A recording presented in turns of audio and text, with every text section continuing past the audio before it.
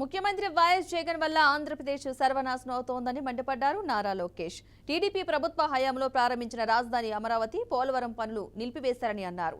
CM అనాలోచిత నిర్ణయాల వల్ల ఫాక్స్కాన్, అమర్ రాజా, జాకీ వంటి పరిశ్రమలు పొరుగు రాష్ట్రాలకు వెళ్లిపోయాయని అన్నారు. సో బాబు గారి తర్వాత రాజశేఖర రెడ్డి గారు వచ్చారు. దానికి కారణం ఏంటంటే నిజాం గారి దగ్గర నుంచి బాబు గారి వరకు దాని తర్వాత వచ్చిన ప్రతి ముఖ్యమంత్రి కూడా హైదరాబాద్ అభివృద్ధికి అడ్డం పడలా. సో బాబు గారి తర్వాత రాజశేఖర రెడ్డి గారు వచ్చారు, రోసయ్య గారు వచ్చారు, కిరణ్ కుమార్ రెడ్డి గారు, కేసీఆర్ గారు, ఇప్పుడు రేవంత్ గారు ఉన్నారు. అందరు కూడా హైదరాబాద్ అభివృద్ధికి వ్యతిరేకంగా పనిచేయలేదు.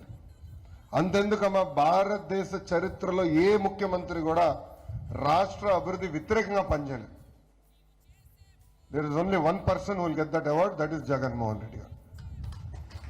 పోలవరం నాశనం చేశాడు, రాజధాని నాశనం చేశాడు, ఆనాడు పీపీఏ రద్దు చేసి కంపెనీలన్నీ తరిమేశాడు.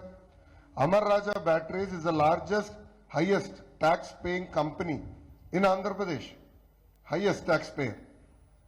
అలాంటి కంపెనీ పైన పొల్యూషన్ కంట్రోల్ బోర్డు, మన లేబర్ డిపార్ట్మెంట్, ఇట్లా ఒక 10-15 డిపార్ట్మెంట్లు వాళ్ళపైన పంపించి రేట్లు చెప్పించి వేధిస్తే ఈ రోజు వాళ్ళు హైదరాబాద్కి వెళ్ళి పెట్టుబడి పెడుతున్నారు.